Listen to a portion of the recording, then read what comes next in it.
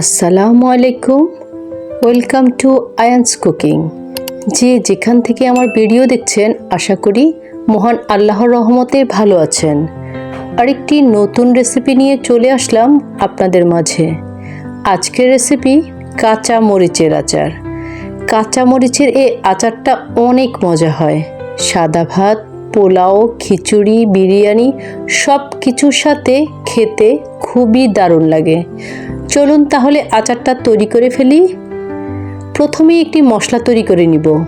এই জন্য দিয়ে দিচ্ছি 1 টেবিল চামচ পাঁচফোড়ন, 1 টেবিল চামচ গোটা ধনিয়া,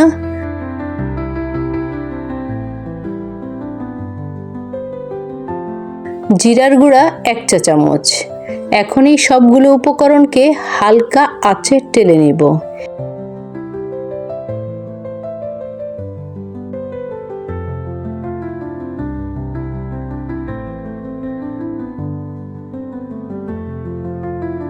এরপর মশলাগুলোকে ব্লেন্ড করে নিচ্ছি। আধা ভাঙা করে ব্লেন্ড করে নিয়ে এসেছি। একটু ক্লোজ করে আপনাদেরকে দেখিয়ে দিচ্ছি। আজকে 1 কেজি কাঁচামরিচের আচার তৈরি করব।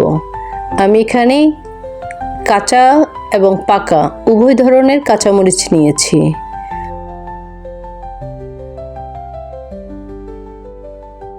চুলায় একটি প্যান বসিয়ে দিয়ে দিচ্ছি 1 কাপ সরিষার তেল। যোগ করছি কিছু গরম মশলা, 2টো তেজপাতা, 3টি লবঙ্গ, 3টি এলাচ। গরম মশলার সাথে এখন দিয়ে দিচ্ছি 1 কাপ রসুনের কোষ। রসুনের কোষগুলো দেওয়ার চেষ্টা করবেন। আচারে রসুনের কোষ খেতে খুবই মজা লাগবে। এর সাথে আরও যোগ করব সরিষা বাটা 2 টেবিল চামচ।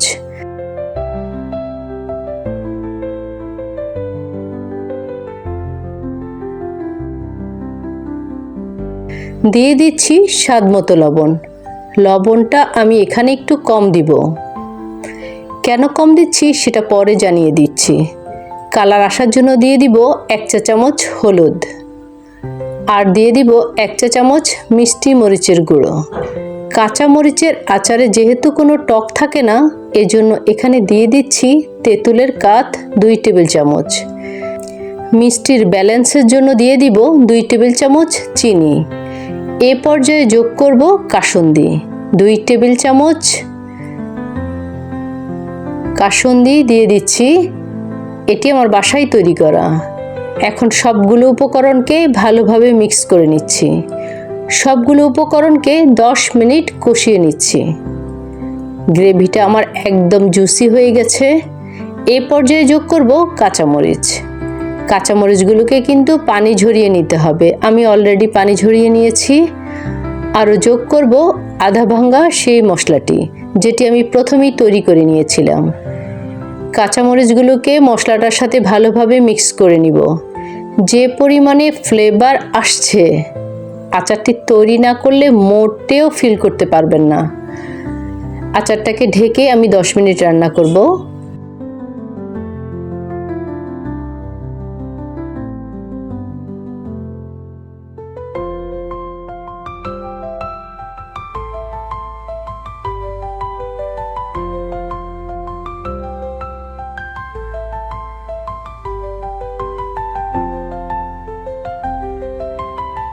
আচারটা প্রায় উঠানোর সময় হয়ে গেছে।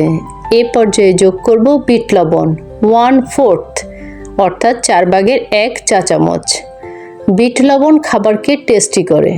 প্রথমে রেগুলার লবণ পরিমাণে একটু কম যোগ করেছিলাম, শেষে বিট লবণ যোগ করব বলেই। আচারটা দীর্ঘদিন সংরক্ষণ করার জন্য দিয়ে দিব ভিনেগার 1 কাপ। আচারটা একদম উঠানোর পূর্ব মুহূর্তে ছড়িয়ে দিব 1 চা চামচ মিষ্টি জিরা অথবা মৌরি।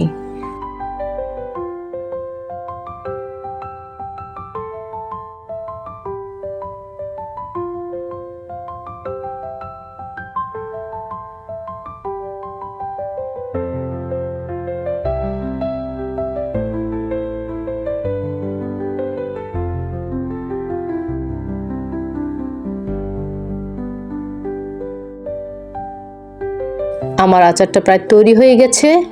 এটাকে এখন সার্ভ করার জন্য আমি এরকম একটা বাটি নিয়ে নিয়েছি।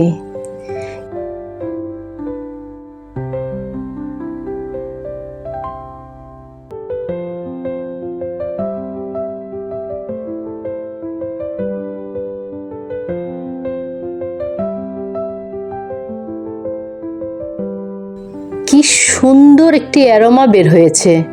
কাঁচামরিচের আচারটা এক কথায় দুর্দান্ত।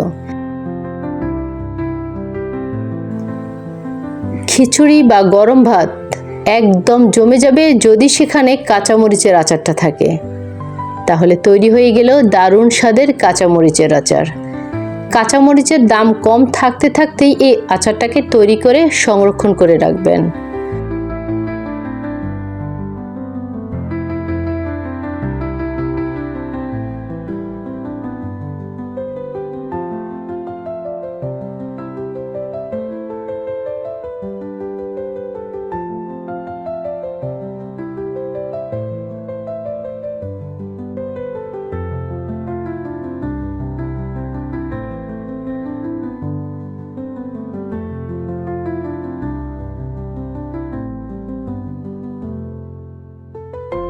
ভিডিওটি ভালো লাগলে লাইক, কমেন্টস এবং শেয়ার করতে ভুলবেন না। এতক্ষণ আমার সাথে থাকার জন্য ধন্যবাদ। ওকে, আল্লাহ হাফেজ।